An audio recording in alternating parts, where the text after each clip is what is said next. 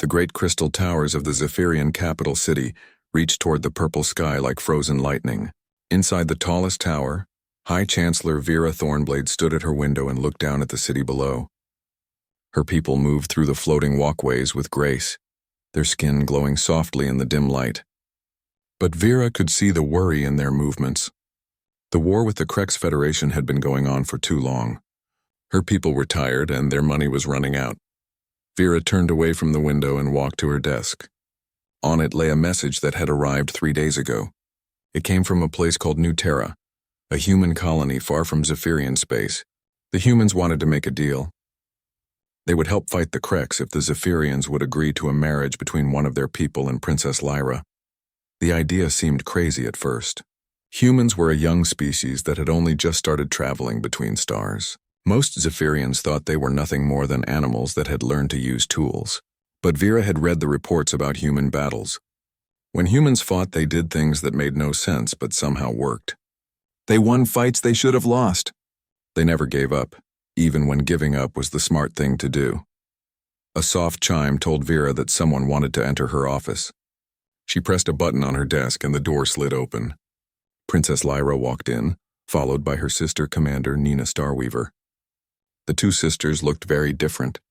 Lyra was tall and thin, with long silver hair and skin that glowed pale blue. She moved like a dancer and spoke in a soft voice. Nina was shorter and stronger, with dark hair cut short and skin that glowed deep red when she was angry. Right now her skin was very red. "You cannot be serious about this plan," Nina said before Vera could speak. "Humans are barely more than animals. They fight with metal sticks and make loud noises. They have no culture, no art, no understanding of the greater universe." Vera looked at Princess Lyra, who had not said anything yet. The princess stood with her hands folded, looking down at the floor. She had always been quiet and did what others told her to do. That was why she would make a good wife for this political marriage. "The humans have something we need," Vera said to Nina. "They have ships and soldiers. More important, they have the will to fight. Our people are tired of war. We want peace, but the Krex will not give us peace. They want to destroy us completely." Nina walked to the window and pointed at the city below. "Look at what we have built. Look at our art, our science, our beauty. These humans live in metal boxes and eat processed food. They know nothing about the finer things in life. If we let them into our society, they will make us like them. They will drag us down to their level." "The reports say they are effective fighters," Vera replied. "In their last war, they defeated an enemy that had better weapons and more ships. They did it by being unpredictable and never giving up." "That is exactly the problem," Nina said, turning back to face Vera. "They do not think before they act.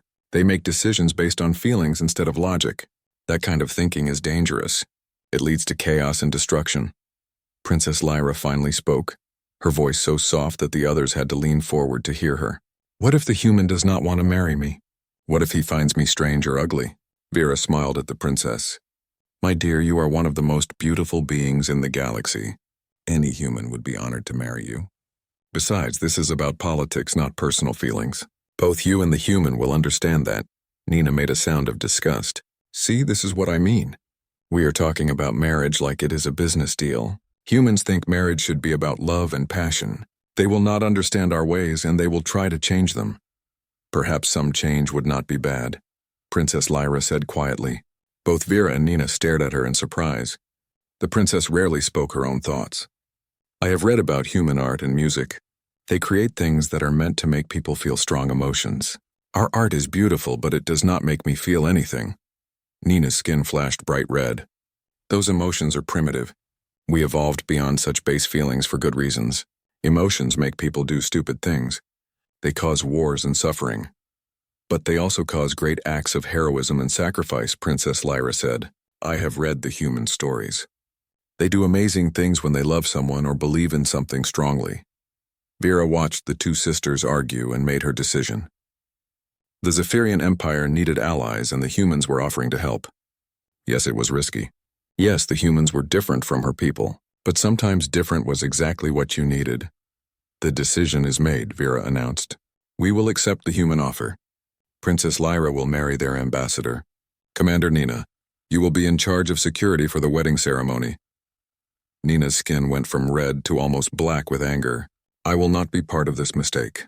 When these humans show their true nature, do not say I did not warn you. After Nina left, slamming the door behind her, Vera put her hand on Princess Lyra's shoulder. Are you ready for this, my dear? The princess nodded slowly. I will do my duty to our people.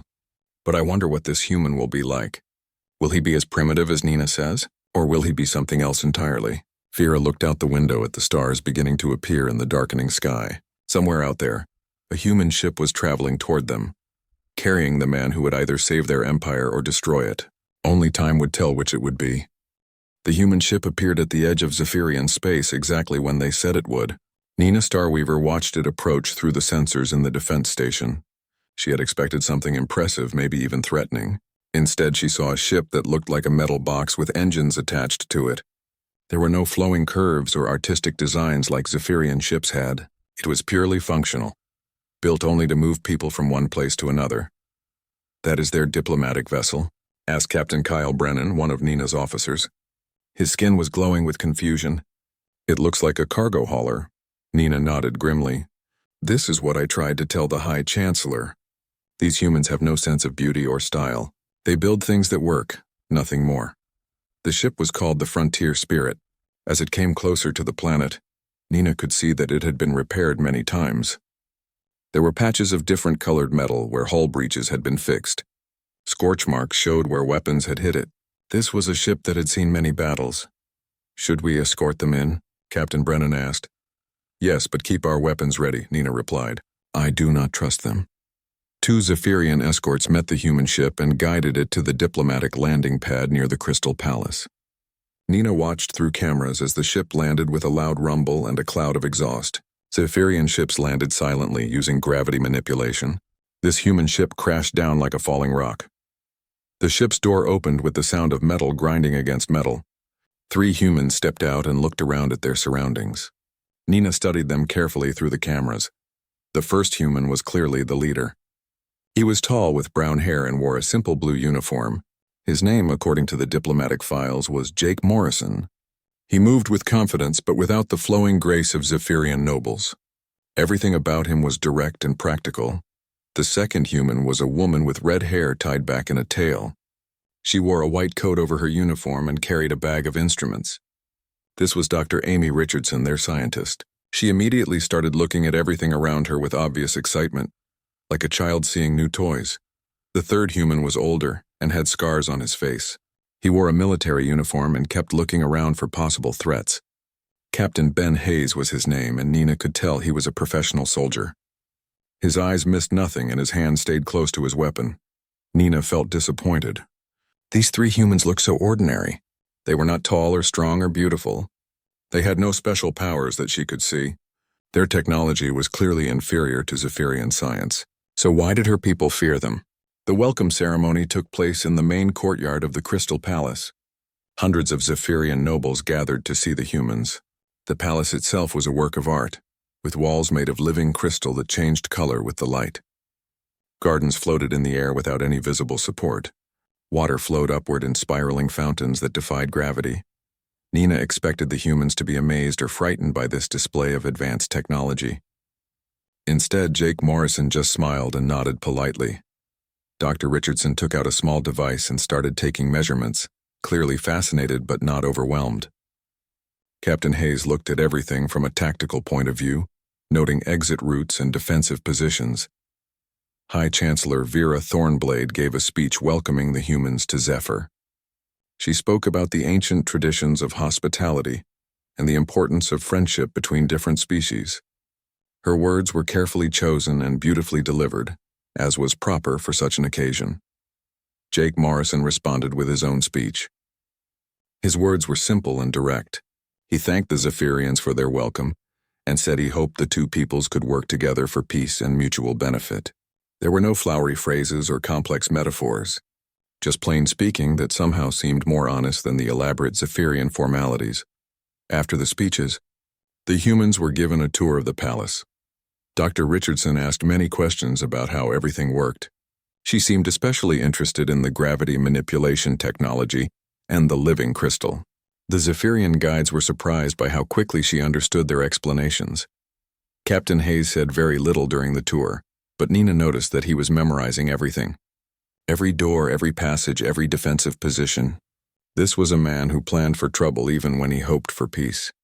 Jake Morrison was polite and interested in everything he saw, but he seemed most fascinated by the art. He stopped for a long time in front of a crystal sculpture that showed the history of the Zephyrian people. When asked what he thought of it, he said it was beautiful but wondered why it made him feel sad. The Zephyrian guide explained that the sculpture was meant to show the triumph of logic over emotion in Zephyrian evolution. Jake nodded but still looked puzzled. "Where I come from," he said, "we think emotions are what make life worth living." Nina watched all of this and felt her suspicions grow. The humans were not what they appeared to be. Yes, their technology was primitive compared to Zephyrian science. Yes, they were not as elegant or refined as her people. But there was something else about them, something harder to define. They seemed to see things differently than Zephyrians did. When they looked at the crystal sculpture, they did not just see its technical perfection. They saw the story it told and felt something about that story. When they looked at the floating gardens, they did not just appreciate the advanced technology. They seemed to enjoy the simple beauty of the flowers. As the day went on, Nina noticed something else. The humans were not trying to impress anyone. They were just being themselves. They asked honest questions and gave honest answers. They showed genuine interest in Zephyrian culture without trying to flatter or manipulate anyone. This bothered Nina more than if they had been obviously dangerous. She could deal with enemies who threatened her people with weapons or demanded tribute, but these humans were something else entirely. They were offering friendship without asking for anything except friendship in return. They seemed to actually believe in the things they said about peace and cooperation. That evening, as the humans rested in their guest quarters, Nina met with her most trusted officers. "What do you think of them?" she asked. "They seem harmless enough," said Captain Brennan. "Their ship is not much of a threat and there are only 3 of them." "That is exactly what worries me," Nina replied. "They are not trying to threaten us or impress us. They are just being themselves. And somehow that makes them more dangerous than an entire invasion fleet." The other officers looked confused, but Nina understood. Tomorrow, Princess Lyra would meet Jake Morrison for the first time. Nina had a terrible feeling that her sister would see exactly what she was beginning to see in these humans. And that would change everything. The Celestial Chamber was the most beautiful room in the Crystal Palace. The walls were made of pure crystal that caught and reflected light in thousands of different ways. The ceiling showed a perfect image of the night sky, with stars that moved slowly across the crystal surface. Floating platforms held the most important nobles of the Zephyrian court, each one glowing softly with their natural light. Princess Lyra stood behind a crystal screen that hid her from view. She could see through it, but no one could see her. This was tradition. The bride would be hidden until the moment of the formal introduction to her future husband. Her hands shook slightly as she watched the human delegation enter the chamber. Jake Morrison walked in first, followed by Dr. Amy Richardson and Captain Ben Hayes. They wore their best uniforms, but even those looked simple compared to the flowing robes and glowing jewelry of the Zephyrian nobles. Jake looked around the chamber with obvious amazement. He had never seen anything so beautiful. Nina Starweaver stood near the crystal screen, close enough to her sister to act if anything went wrong. Her skin was glowing dark red with tension. She still believed this whole ceremony was a mistake, but she would do her duty to protect the princess. High Chancellor Vera Thornblade began the formal ceremony with ancient words that had been spoken for thousands of years. She talked about the joining of 2 souls and the blessing of the stars. The words were beautiful but had little meaning anymore. Most Zephyrian marriages were arranged for political reasons, just like this one. Jake Morrison listened politely to the ceremony, even though he probably did not understand most of it. When Vera finished speaking, she gestured toward the crystal screen. "Now let Princess Lyra come forward to meet her intended husband." The chamber fell silent. This was the moment everyone had been waiting for. Princess Lyra took a deep breath and stepped out from behind the screen. She was breathtaking. Her skin glowed with soft blue light that seemed to come from within.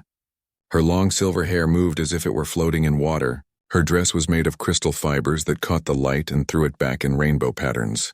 She was everything beautiful and perfect about the Zephyrian people. Princess Lyra walked forward slowly as she had been taught. She was supposed to stop 3 steps away from the human and bow formally. Then she would speak the ritual words of greeting. She had practiced this moment hundreds of times. But when she looked into Jake Morrison's eyes, something unexpected happened. She stopped moving completely as if someone had turned her into a statue. Her glowing skin flickered, going from blue to gold and back to blue again. Her eyes grew wide with something that might have been surprise or fear or wonder. Jake Morrison looked at her with the same amazement that everyone else felt when they first saw her. But there was something else in his expression. He smiled, and it was not the polite diplomatic smile he had been wearing all day. This smile was warm and genuine and completely honest. The silence in the chamber stretched on. Everyone was staring at Princess Lyra, waiting for her to move or speak. But she just stood there, frozen in place, looking into the human's eyes. Jake Morrison seemed to understand that something was wrong. Without waiting for permission or thinking about protocol, he stepped forward. "Your Highness," he said in a gentle voice, "it's an honor to meet you." He held out his hand in the simple human gesture of greeting. Princess Lyra stared at his hand like she had never seen anything like it before. Her skin continued to flicker between blue and gold, faster now. Dr. Amy Richardson was watching everything with scientific interest. She had studied Zephyrian biology and noticed something that the others missed. The princess was not frozen with fear or shock. Her brain patterns, if Amy was reading the light fluctuations correctly, showed massive neural activity. Something was happening in her mind, something important. "She's not scared," Dr. Amy whispered to Captain Hayes. "She's processing something big." Nina Starweaver saw her sister's strange behavior and felt alarm growing in her chest. This was not how the ceremony was supposed to go. Princess Lyra was acting like she had never seen another being before. Nina started to move forward, ready to interrupt if necessary. Jake Morrison was still holding out his hand, waiting patiently. He did not seem angry or insulted that the princess had not responded to him. He just waited like he had all the time in the world. Finally, very slowly, Princess Lyra reached out and touched his hand. The moment their skin made contact, her glow shifted completely to gold and stayed there. A soft gasp went through the chamber. Gold was the color of pure joy among Zephyrians, an emotion so rare that many had never seen it. "You're real," Princess Lyra whispered, so quietly that only Jake could hear her. "Yes, I'm real," he replied with that same gentle smile. "Are you all right? You seem upset." Princess Lyra laughed, a sound like crystal bells ringing. "Upset? No, I'm not upset. I'm amazed. You feel everything so strongly. I can sense it in you. Love, hope, fear, joy, anger, sadness, all mixed together and burning like a star." Jake looked confused. "I'm sorry, I don't understand." "Your emotions," Princess Lyra explained, her voice growing stronger. "They're so pure, so powerful. My people evolved past such feelings long ago. We decided they were primitive and dangerous. But looking at you, I remember what we lost." Nina could not stay silent any longer. She stepped forward, her skin flashing bright red. "Lyra, what are you doing?" "You're embarrassing yourself and our people." Princess Lyra turned to look at her sister, and Nina was shocked by what she saw. The princess's eyes were brighter than they had ever been. She looked more alive than Nina had seen her in years. "I'm not embarrassed," Princess Lyra said. "For the first time in my life, I'm awake. Do you know what it's like to live without really feeling anything? To go through each day like a beautiful ghost? This human reminds me that there's more to existence than just being perfect and logical." Jake Morrison was beginning to understand what was happening. "Among my people," he said carefully, "we believe that emotions make us stronger, not weaker. Love gives us something to fight for. Fear keeps us alive. Hope lets us keep going when everything seems hopeless." "Yes," Princess Lyra said, her golden glow getting brighter. "That's what I see in you. You're not afraid to feel deeply. You don't hide from pain or joy or love. You embrace it all." The nobles in the chamber were murmuring among themselves. This was not the formal, dignified ceremony they had expected. Princess Lyra was speaking about emotions like they were good things. She was glowing with joy while touching a primitive human. It was scandalous and fascinating at the same time. High Chancellor Vera watched everything with interest. She had hoped for a successful political alliance. She had not expected to see the princess transformed by a simple touch. But maybe this was even better than what she had planned. Dr. Amy Richardson stepped forward. "If I may," she said politely, I think what's happening here is that our emotional range is affecting the princess in ways we didn't expect. Humans feel very intensely compared to most other species we've met. It seems like that intensity is awakening something in her. Nina felt a chill run through her. This was exactly what she had feared. The humans were changing her sister, making her more like them. And from the way Princess Lyra was glowing, she was enjoying every moment of it. "This is why I oppose this marriage," Nina said loudly enough for everyone to hear. "These humans will corrupt our culture with their primitive emotions. They will drag us down to their level." Princess Lyra looked at her sister with sadness. "No, Nina, they're not dragging us down. They're showing us what we gave up when we decided that feeling deeply was wrong." She turned back to Jake Morrison. "Will you teach me about human emotions? Will you show me how to feel the way you do?" Jake smiled again, that warm, honest smile that had started everything. "I'd be honored to, Your Highness, but I think you're already learning." As the ceremony continued, Nina watched her worst fears come true. Her sister was falling under the influence of human emotion, and there seemed to be nothing anyone could do to stop it. Over the next 5 days, Nina Starweaver watched her worst fears come true. Princess Lyra spent every possible moment with the human delegation, learning about their culture and way of life. She asked Jake Morrison endless questions about human art, music, and literature. She wanted to understand how humans could create things that were meant to make people feel strong emotions. On the 3rd day, Nina found her sister in the palace music room, sitting at the crystal harp she had not touched in years. Princess Lyra was playing a melody unlike anything Nina had ever heard before. It was not the perfect mathematical compositions that Zephyrian musicians created. This music was wild and free, full of sudden changes and unexpected notes that somehow worked together beautifully. "What is that song?" Nina asked, trying to keep her voice calm. Princess Lyra's skin glowed bright gold as she answered. "Jake taught me about human music. They have something called blues, which is music born from sadness and struggle, and jazz, which lets musicians make up new parts as they play. I'm trying to combine those ideas with our traditional forms." Nina listened to the music and felt something stir inside her chest, an emotion she had not experienced in decades. The melody made her think of lost love and distant hopes. It was beautiful and painful at the same time. "Stop," Nina said sharply. "This music is designed to manipulate emotions. It's exactly what I warned everyone about." Princess Lyra stopped playing and looked at her sister with sadness. "It's not manipulation, Nina, it's expression. Jake says that humans create art to share their feelings with others. When someone hears a sad song, they know they are not alone in their sadness. When they hear a happy song, it lifts their spirits. And that makes them weak," Nina replied. "Emotions cloud judgment. They make people act without thinking. That's why our ancestors evolved beyond them." "Did they?" Princess Lyra asked quietly. "Or did they just become afraid of them?" That night, Nina called a secret meeting with the other military commanders who shared her views. They met in an old bunker beneath the palace, away from any listening devices. Captain Kyle Brennan was there, along with General Marcus Stone and Admiral Lisa Carter. All of them had fought in the war against the Krex Federation and understood the importance of discipline and logical thinking. "The princess is completely under their influence," Nina told the group. "In 5 days they have undone centuries of evolution. She acts like a primitive now, letting emotions control her thoughts and actions." General Stone nodded grimly. "My soldiers are talking about it. Some of them are starting to question whether our way of life is correct. They see the princess glowing with happiness and wonder if they are missing something." "The humans are like a disease," Admiral Carter added. "They spread their emotional thinking to everyone they meet.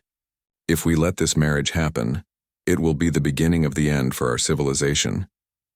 Nina had been thinking about this problem for days. She had come to a conclusion that she knew the others would not like. "We need help to stop this. The High Chancellor will not listen to reason, and the princess is too far gone to save. We need allies who understand the threat these humans represent." Captain Brennan looked confused. "What allies?" "Everyone in the Empire supports this marriage because they think it will help us win the war." Nina took a deep breath before answering. "The Krex Federation." The silence that followed was heavy with shock. The Krex had been their enemies for decades. They had killed millions of Zephyrians and destroyed entire star systems. "You want to work with the Krex?" General Stone asked in disbelief. "I want to save our people from a worse fate," Nina replied. The Kreks want to conquer us, but they would still be dealing with Zephyrians. If the humans change us into emotional beings like themselves, we won't be Zephyrians anymore. We'll be something else entirely. Admiral Carter shook her head. This is treason, Nina. You're talking about betraying our own people. I'm talking about saving them from themselves, Nina said firmly. The Kreks can give us the information we need to expose the humans for what they really are. Once our people see that the humans are manipulating us, they will reject this alliance. Meanwhile, in the human guest quarters, Captain Ben Hayes was running his nightly security check. It was something he did automatically, scanning for listening devices and monitoring communication channels. What he found made him stop and pay attention. Someone was sending encrypted messages off-planet. The signals were very well hidden, but Ben had been a soldier for 20 years and knew how to spot covert communications. The messages were going to a location in Krek space. Ben immediately called Jake Morrison and Dr. Amy Richardson to his room. "We have a problem," he said without introduction. "Someone here is talking to the Kreks." Jake felt his stomach drop. "Are you sure?" "Positive. The signals are encrypted, but the destination is definitely in Krek's territory. Someone is passing information to our enemies." Dr. Amy looked worried. "Do you know who it is?" Ben shook his head. "The signal is bouncing through several relay stations to hide its origin. But given the timing and the access needed to get this kind of information, it has to be someone high up in the government or military." Jake thought about everything they had observed since arriving. "Commander Nina," he said suddenly. "She's the only one who has been openly hostile to our presence, and she would have access to detailed information about palace security and our activities." "That's my guess too," Ben agreed. "The question is, what do we do about it? If we accuse her without proof, it could destroy the alliance. But if we ignore it, we could all end up dead." Jake was quiet for a long moment, thinking. Finally, he made a decision that surprised both of his companions. "I'm going to talk to her directly." "That's insane," Ben protested. "If she's working with the Kreks, she won't hesitate to kill you." "Maybe," Jake replied. "But I think she honestly believes she's protecting her people. If I can make her understand that we're not a threat, maybe I can change her mind." Dr. Amy shook her head. "Jake, you're thinking like a human. You assume that reason and emotion can overcome prejudice. But Nina's fear of us is based on logic, not emotion. She sees our emotional nature as a weakness that will destroy her people. Then I'll have to show her that emotions can be a strength." Jake said, "It's worth the risk." The next evening, Jake found Nina on one of the palace observation decks looking out at the stars. She was alone, which was what he had hoped for. "Commander Nina," he said quietly as he approached. She turned quickly, her hand moving to her weapon. When she saw it was Jake, she relaxed slightly but kept her distance. "What do you want, human?" "I want to understand why you hate us so much," Jake replied honestly. "I've been watching you and I can see that you're not evil or cruel. You love your sister and your people. So why do you see us as a threat?" Nina's skin flashed red with anger. "Because you are a threat. You've turned my sister into something she was never meant to be. She glows with primitive emotions and creates wild music that serves no logical purpose. In 5 days you've undone everything our species worked to achieve." Jake stepped closer and Nina's hand moved back to her weapon. "What if what your species achieved isn't as good as you think it is?" he asked gently. "What if there's value in feeling deeply, even if it's sometimes painful?" "Emotions make people weak," Nina said firmly. "They cause wars and suffering and chaos. They also cause love and art and heroism," Jake replied. "Yes, humans feel pain deeply, but we also feel joy deeply. We suffer, but we also hope. And when we love someone, we'll do anything to protect them." To prove his point, Jake did something that amazed Nina. He stepped forward, putting himself within easy striking distance of her weapon. Any Zephyrian would have kept a safe distance when talking to an armed enemy. But Jake trusted that Nina's honor would not let her strike an unarmed person. "You could kill me right now," Jake said calmly. "But you won't, because despite everything you say about logic and emotions, you feel that it would be wrong. That feeling, that emotion, is what makes you a good person." Nina stared at him, her skin flickering between red and blue as she struggled with conflicting thoughts. Jake was right that she would not kill an unarmed person, but she refused to admit that emotion played any part in that decision. "I don't kill you because it would be illogical. she said finally. Your death would harm the Alliance and hurt my people. Jake smiled sadly. If you really believed that, you wouldn't be sending messages to the Krex. Nina's skin went completely white with shock. For a moment, she could not speak. Then her training took over and she drew her weapon and pointed it at Jake's chest. How did you know? She asked in a deadly quiet voice. Because I understand you, Jake replied, not moving away from her weapon. You're willing to work with your worst enemies because you think we're an even worse threat. You believe you're saving your people from us. I am saving them, Nina said, but her voice was less certain than before. Are you? Or are you so afraid of change that you'd rather see your people conquered than see them grow? The wedding ceremony was supposed to be a celebration of peace and unity between two species. The Crystal Palace had been decorated with floating flowers that glowed in rainbow colors. Thousands of Zephyrian nobles filled the Great Hall, their skin glowing with anticipation. Representatives from other alien species had come to witness this historic moment. Princess Lyra stood at the altar wearing a dress made of living crystal that shifted colors with her emotions. Right now it was glowing gold with happiness mixed with silver threads of nervousness. Jake Morrison stood beside her in his best uniform, looking calm despite the enormous crowd watching them. High Chancellor Vera Thornblade began the ceremony with words that had been spoken for 1,000 years. She talked about the joining of two hearts and the blessing of the stars on their union. But these were not just ritual words anymore. Everyone could see that Princess Lyra and Jake Morrison had found something real together. Nina Starweaver stood with the honor guard, watching everything with growing dread. She had sent the final message to the Krex 3 hours ago, giving them the exact time and location for their attack. Part of her still believed she was doing the right thing, but Jake's words from their confrontation kept echoing in her mind. Dr. Amy Richardson noticed something on her scanner and frowned. She was monitoring space around the planet as part of her scientific duties, but the readings showed ships approaching fast. Too many ships, and they were not broadcasting friendly signals. Captain Ben Hayes saw Amy's worried expression and moved closer to her. What is it? He whispered. Krex ships, Amy replied quietly. A lot of them. They'll be here in 10 minutes. Ben's training took over immediately. He activated his emergency communicator and sent a coded message to Jake. The message was simple. Trouble coming. Be ready. Jake felt the communicator vibrate against his wrist but could not check it without interrupting the ceremony. He trusted Ben completely, so he began preparing for whatever was about to happen. The Krex attack came without warning. Energy beams suddenly cut through the crystal walls of the palace like knives through paper. The beautiful floating decorations exploded in showers of sparks. Nobles screamed and ran in all directions as sections of the ceiling began to fall. Jake's first instinct was to protect Princess Lyra. He grabbed her and pulled her behind the altar as energy bolts flew overhead. Stay down, he told her firmly. I should go to the royal bunker, Princess Lyra said, but she made no move to leave Jake's side. You should stay alive, Jake replied, checking to see where the attack was coming from. Captain Ben Hayes was already moving, shouting orders to the Zephyrian guards. Defensive positions. Protect the civilians. Get the nobles to the emergency exits. The Zephyrian military responded well to the crisis, but they were not prepared for an attack during the wedding ceremony. Their weapons were not at hand, and their formations were scattered throughout the crowd. The Krex had planned this perfectly. Nina watched the chaos around her and felt a terrible realization growing in her chest. She had given the Krex the information they needed for this attack. She had told them exactly when and where to strike for maximum damage. The deaths happening around her were her fault. Commander Nina, Captain Kyle Brennan called to her.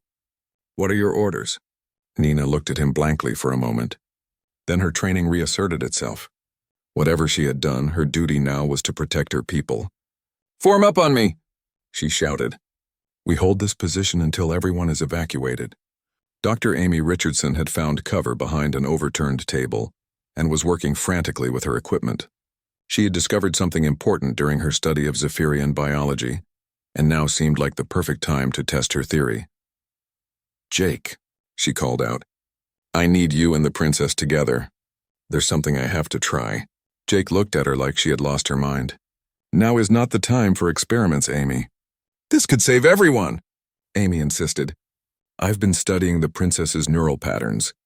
When she's near you, her brain activity increases dramatically, I think human emotion somehow amplifies Zephyrian abilities. Princess Lyra understood what Amy was suggesting. You think we can work together to fight them? I think you can do things together that neither of you could do alone, Amy replied. It was a crazy idea, but Jake had learned to trust Amy's scientific instincts. He took Princess Lyra's hand, and immediately her skin began glowing brighter than anyone had ever seen before. What do you need me to do? Jake asked. Feel, Princess Lyra replied. Feel as strongly as you can. Love, anger, fear, hope, everything at once.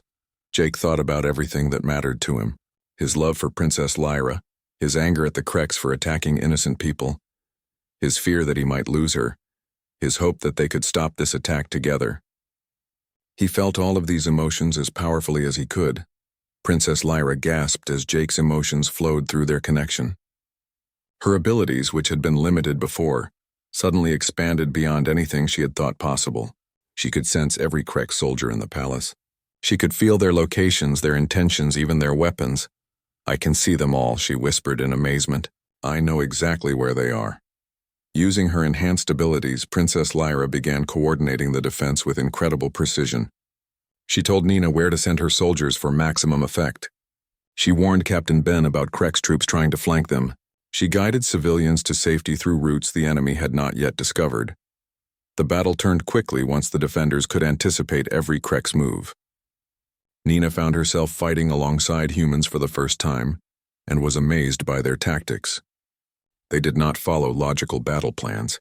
Instead, they improvised constantly, using creativity and desperate courage to overcome superior firepower.